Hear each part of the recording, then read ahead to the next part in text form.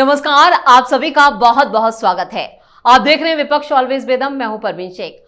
राहुल गांधी को लेकर एक बुरी खबर सामने आ रही है। दरअसल राहुल गांधी के गुरु सैम पित्रोदा ने कहा है कि चीन से खतरे को अक्सर बड़ा चढ़ाकर दिखाया जाता है। चीन हमारा दुश्मन नहीं है, जिस पर सियासी पारा चढ़ गया है।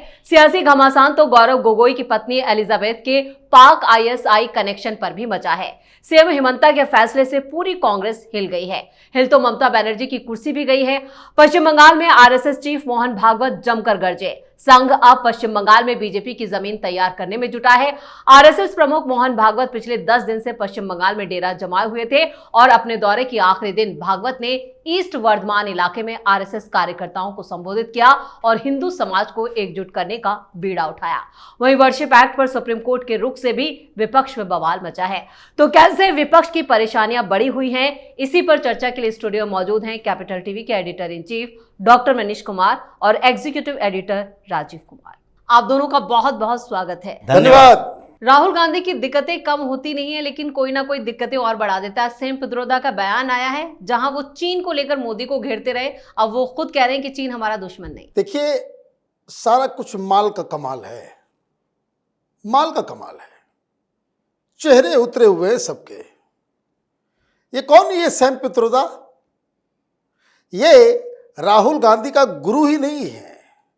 अमेरिका में डीप स्टेट के साथ, सीआईए के साथ, एंटी इंडिया फोर्सेस के साथ, जॉर्ज सोरोस के साथ, वहां जो anti India, anti Modi, anti Hindu lobby है, उसका ये मीडिएटर है, दलाल है। और कांग्रेस पार्टी ने इसे बना रखा है ओवरसीज कांग्रेस का अध्यक्ष। तो जितना भी विदेश यात्रा जो होता है, सेटिंग प्लॉटिंग का, राहुल गांधी का, सब यही करता है। अब वहां क्या हुआ, ये इंटरव्यू दे रहा है और इतनी लंबी चौड़ी बातें कर रहा है। वो देखिए कि क्यों हो रहा है ऐसा। अब वहां जितने भी ये डीप स्टेट के लोग, जॉर्ज सोरोस जैसे टाइप के जो लोग हैं, उनके ऊपर कार्रवाई चल रही है। पैसा हो गया बंद। भाई आप देखिए, लिस्ट रोज निकल रहा है कुछ ना कुछ। तो यूएस एड से पैसा नहीं, सोरोस को भगा दिया, वहां सारा कुछ माल है नहीं। तो अब कहीं से तो जुगाड़ करना पड़ेगा, कहीं से तो जुगाड़ करना पड़ेगा जी। तो चीन हमारा दोस्त हो गया, चीन हमारा दोस्त हो गया। भाई ये बताओ, जो हिंदुस्तान में की जमीन जो उसने हड़प करके रखी हुई है, तो कांग्रेस के रिजीम में नेहरू और इंदिरा, राजीव, उस चक्कर में जो गया है जमीन, वो कब्जा करके बैठा हुआ है और चीन हमारा दोस्त है। गलवान में, डोकलाम में हमारी सेना उनकी पिटाई करती है, चीन हमारा दोस्त है। चीन नेपाल में एंटी इंडिया प्रोपेगेंडा फैलाने के लिए अरबों रुपए खर्च कर रहा है, वहां पे कठपुतली सरकार बना करके हिंदुस्तान को प्रॉब्लम क्रिएट कर रहा है, चीन हमारा दोस्त है। बांग्लादेश में भी जो कुछ चल रहा है पाकिस्तान के जरिए, चीन हमारा दोस्त है। फिर आप ये भी बता दो कि पाकिस्तान को जो हथियार देता है, विमान देता है, न्यूक्लियर रिएक्टर देता है, मिसाइल देता है, चीन हमारा दोस्त है। बुद्धि भ्रष्ट हो गई है इन लोगों की। ये सारी चीजें, ये इस तरह के राजनीति की वजह से ही कांग्रेस पार्टी गर्त में गई है। और ये सैम पित्रोदा जैसे लोग और जो तमाम वामपंथी, अब देखिए, तो सीधा सीधा कहना पड़ेगा फिर कि अल्ट्रा लेफ्ट जिस तरीके से राहुल गांधी को चारों तरफ से घेरे हुए हैं, अब उसके लिए और भी मुफीद इन्वायरमेंट क्रिएट कर रहे हैं सैम पित्रोदा। जो हिंदुस्तान का दुश्मन नंबर 1 है, उसको कांग्रेसियों के द्वारा मित्र बताया जा रहा है। तो इसका मतलब यह है कि कांग्रेस पार्टी हिंदुस्तान के दुश्मनों के साथ हाथ मिला चुकी है। बिल्कुल, राहुल गांधी के लिए सैम पित्रोदा ने एक मुश्किल खड़ी की है। तो वहीं गौरव गोगोई को भी लेकर जो टेंशन है कांग्रेस में बहुत ज्यादा। देखिए, कांग्रेस में टेंशन इन सारे लॉबी के विरोध में है। जैसे गौरव गोगोई के खिलाफ तो ये अब हिमंता बिस्वा शर्मा सीधे एफआईआर दर्ज करने लगे कि अब ऐसा नहीं चलेगा। तुम बोल रहे थे लीगल एक्शन लेंगे, लीगल एक्शन की शुरुआत हम ही कर देते हैं, ये पॉलिटिकल बयानबाजी से काम नहीं चलेगा। तो उन्होंने ही सबूत दे दिया कि देखो भाई, तुम्हारी बीवी जो है वो किन लोगों के साथ काम करती रहती थी। और पूरी दुनिया में ये जो क्लाइमेट चेंज के नाम पर जितना एनजीओ बना, जितना ह्यूमन राइट्स के नाम पर एनजीओ काम करता है, ये सब उस देश के विरोध में ही काम करता है। हिंदुस्तान में तो कई ऐसे उदाहरण हैं कि इन एनजीओ के खिलाफ सबूत मिले हैं कि कैसे ये डेवलपमेंट के खिलाफ है। ये क्लाइमेट चेंज के नाम पर ग्रीन ट्रिब्यूनल जो बनाए जाते हैं, ये सारे इन लोगों के वकीलों की जो फौज है, पत्रकार प्रोपेगेंडा पैदा कर रहा है और कुछ लोगों का इस्तेमाल आंदोलन करने, विरोध करने के लिए किया जा रहा है। ये सारे के सारे डेवलपमेंट विरोधी हैं और इसीलिए इनके खिलाफ कार्रवाई की जाएगी। जैसे पीएम मोदी ने एक काम किया कि इतने सालों के बीच 2014 से अभी 2025 हो गया, इतने सालों में कुछ लोग जो कि केवल आंदोलन के नाम पर विकास की योजनाओं को रोकने के लिए आंदोलन कर करके ये जो जीविकोपार्जन करते थे, उनकी दुकानें बंद कर दी। आज मेधा पाटेकर कहीं दिखाई नहीं पड़ती कि कहां गई हैं। आज ये सारे आंदोलन वाले पीछे बैठे हुए नजर आते हैं, कहीं इनका नामो निशान नहीं है। अरुणा राय और ऐसे ऐसे कई महिलाएं जो थी, फिर कुछ जो आंदोलन करने वाले, निखिल डे जैसे लोग हर जगह पर आंदोलन करने के लिए पहुंच जाता था। यहां जंगलों की कटाई हो रही है, उन सब लोगों के बीच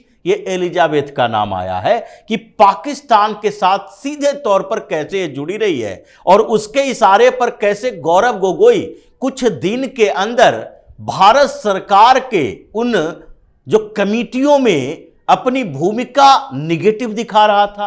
वो डिफेंस डील के बारे में जानकारी चाह रहा था, वो भारत के हथियारों के कारखानों के बारे में, खजाने के बारे में, कितने हथियार है उसकी जानकारी ले रहा था। ये तो महुआ मोइत्रा से भी खतरनाक है।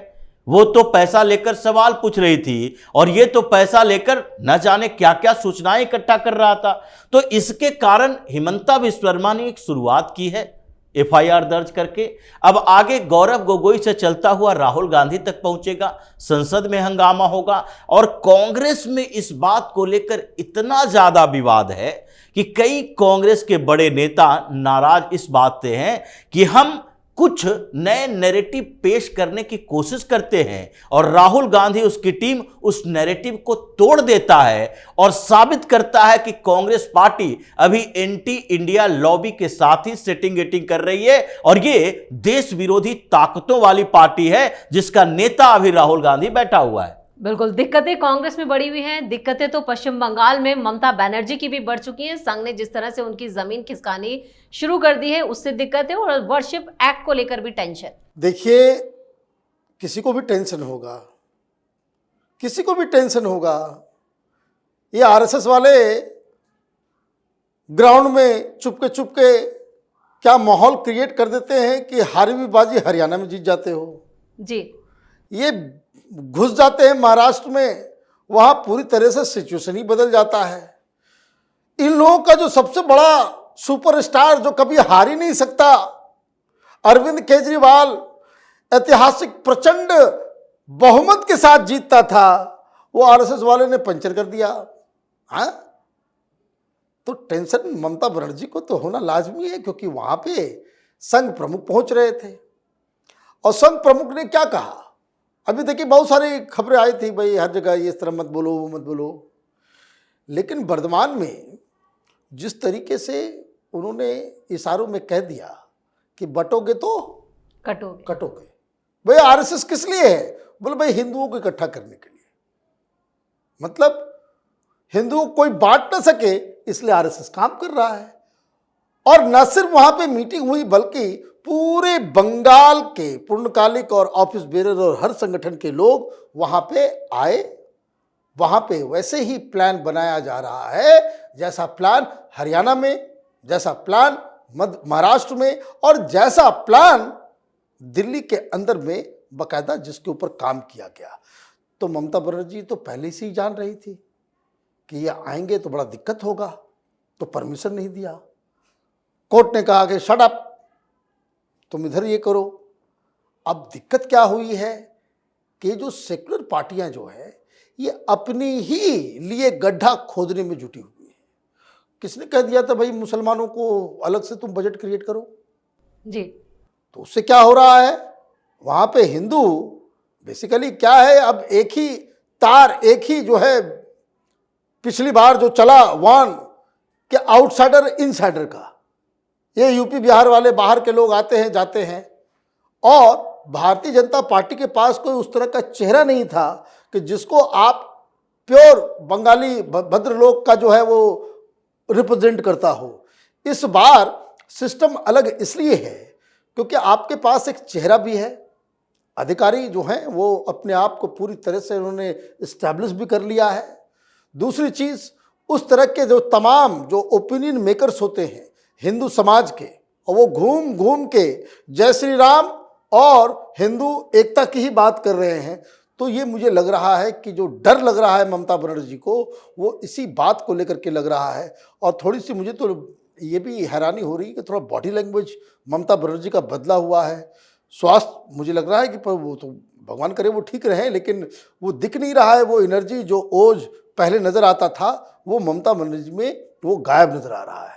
इधर वर्शिप एक्ट को लेकर सुप्रीम कोर्ट का जो रुख है और सीजेआई ने जिस तरह से फटकार लगाई है, एक्स्ट्रा याचिकाएं दाखिल की जा रही थी, तो उसको लेकर क्या यहाँ पर विपक्ष जो है वो बैकफुट पर है? देखिए, विपक्ष तो बैकफुट पर सुप्रीम कोर्ट के अंदर नहीं हो सकता। ये डांट फटकार ये सील्ड का काम करता है। उन्होंने एक तरह से कहा कि नई याचिकाएं नहीं आएगी, लेकिन उन्होंने एक्स्ट्रा जोड़ दिया कि नई याचिकाएं मत डालो, लेकिन आप हस्तक्षेप याचिकाएं डालो, इंटरवेंशन रिट आपको डाल सकते हो, और आप इस पर नए तर्क नहीं कर सकते, लेकिन इसमें इंटरवेन कर सकते हो। आप अपने वकील के माध्यम से बता सकते हो कि इसमें क्या क्या होना चाहिए। और दूसरी बात, अगर इस मामले को इतना लंबा खींचना है तो सीजेआई खन्ना को यह समझना चाहिए कि आपके बेंच में कौन कौन से लोग हों जो कि लंबा पारी खेल सके। और दूसरी बात, अगर ये मामला लंबा खींचना ही है तो फिर आप जो बीच में